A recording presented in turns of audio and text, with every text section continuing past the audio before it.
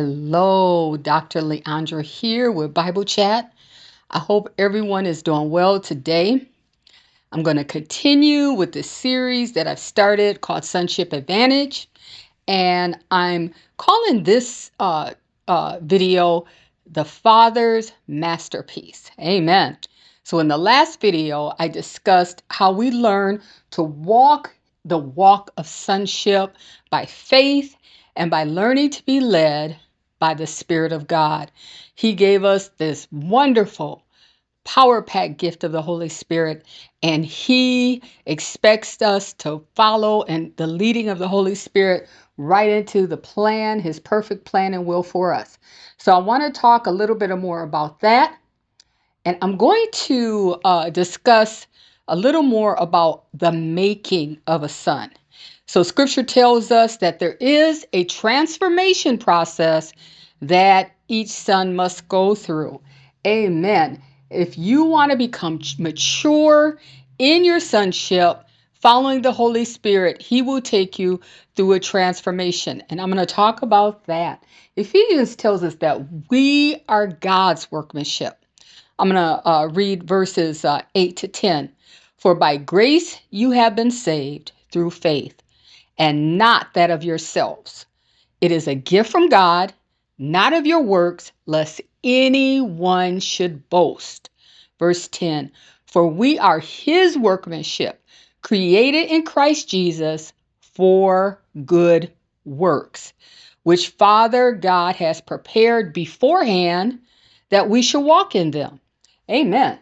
So we are His workmanship. So whenever you go off and just try to do it yourself and try to make things happen yourself, you slow down the process, you slow and even halt.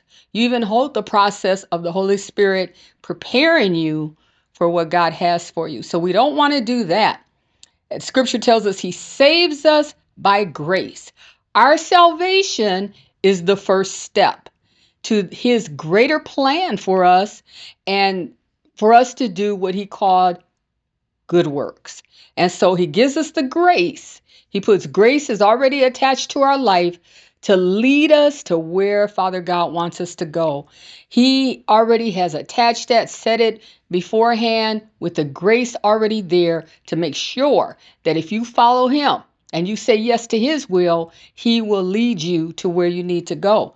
So no matter where you are right now, by His loving kindness, He will get you into alignment with His perfect will for your life. And so our Creator sees great value. He uniquely designed us for His perfect will. However, at the same time, we all have a choice. We have a choice to say, yes, Lord, whatever you have for me, I want to walk your way. I want to align with your will and your way. Or we could decide that we want to go our own way, which, in the past, I have done that before. Bad decision. You want to go the way of the Lord. You want what He has for your life. So now in Romans 12, Paul says, I beseech you, I strongly urge you, beg of you even, to choose to surrender, to choose to present your body a living sacrifice, set apart for God's use, set apart for His perfect plan and will for your life. Now I'm going to go there and read it exactly how it says, but He is asking for a commitment from us. So Romans 12:1 says, I beseech you therefore, brethren, by the mercies of God, that you present your bodies a living sacrifice, holy and acceptable to God, which is your reasonable service. Paul is saying that our gracious God has shown us so much mercy by sacrificing His own Son. Romans tells us He lifted Him up for us all. How much more freely would He give us all things? That is the love of our Heavenly Father. That's the grace of our Heavenly Father to get us into His design plan. He really desires that. That pleases Him. That honors Him. Amen. And so now it's for us to say, yes, Lord. It's for us to say, I sacrifice my life. I choose you. I trust you. And I'm dedicated for your purpose for my life. So that's our part on that.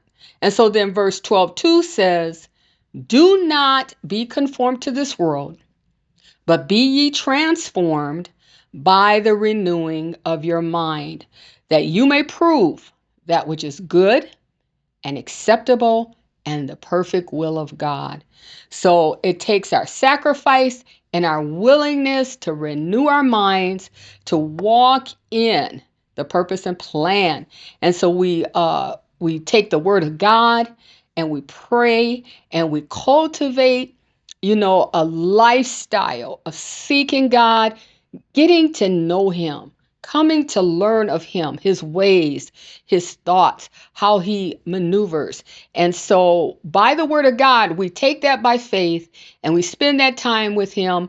And through that, we come into knowing our Heavenly Father. He begins to enlighten us.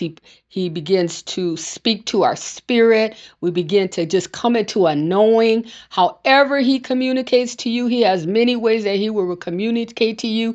You will hear his voice. You will hear while you're in the word, he'll give you a revelation, something that you had never even thought of before. He'll open up the word of God to you in a whole new way.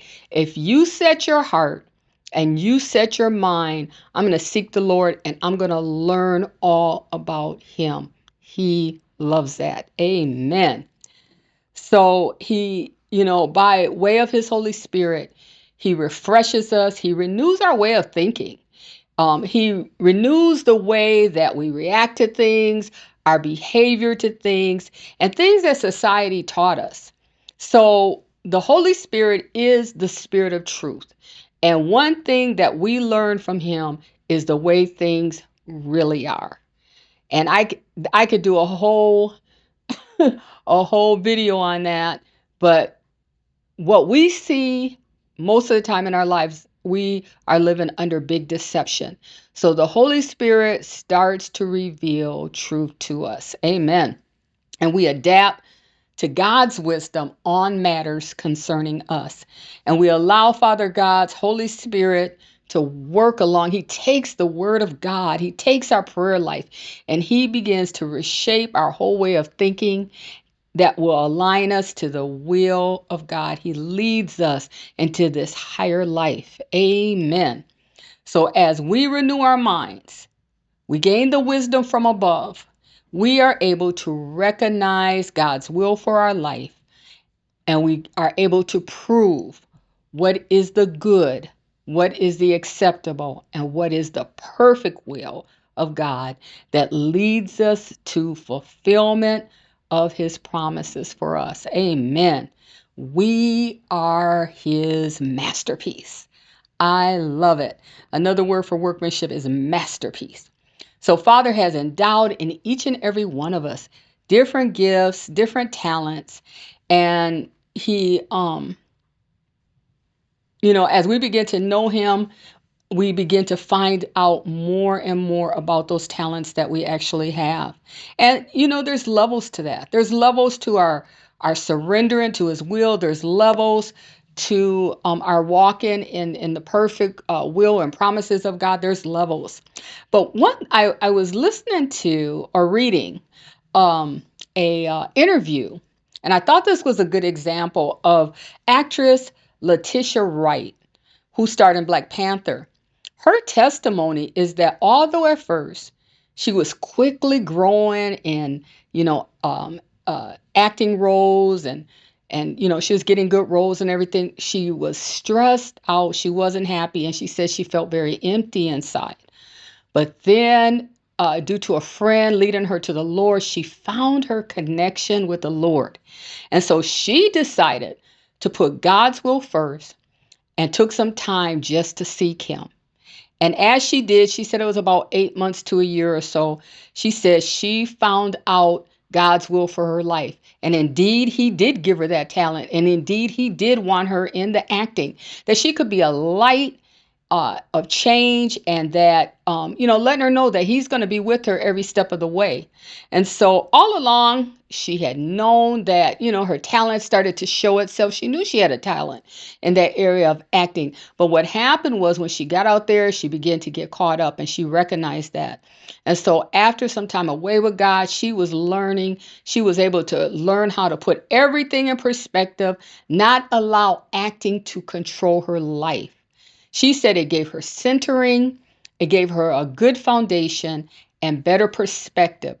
All of these things are very important for us when we get out there in the field. How many times have we seen people shoot up in popularity, shoot up in money? They just become famous overnight, and then they crash. That is because they did not have a good foundation. They did not have a good perspective. They weren't able to put everything in perspective, and therefore they crashed. That happens a lot to people. So that is a wonderful testimony that she says. So even now, she started her own production company, and she said she plans to bring honor and glory to God through her production company. So that is so beautiful. She took God's God-given talent, his God-given gift to her, and she sought God on how to use it, how to apply it to her life that would become good works, how to make her talent for him become good works. And that's what this is all about. And it's the same way with each and every one of us. Each and every one of us are uniquely made with different talents. Some of us know some of our talents, but there's some hidden talents in you you don't even know about yet. It takes a seek. God only gives you a little bit. He gives you a little bit. Why? So that you could seek him. So that you could seek him. He'll give you a little bit. And so a lot of people take that little bit and then they go off and do their own thing. But if you seek him, it'll become so much richer and everything. My son actually has that testimony. I hope he'll tell it one day. But it makes your life so much richer when you take that talent, that God-given talent, and you turn around and say, Lord, I'm going to seek you and use this talent in a way that it will honor you. Amen. Your Creator has a lot invested in you, and you are important to him. So I hope that you will choose to seek and go his way, which is the higher way. I thank you for watching this video, and you be blessed. Bye-bye.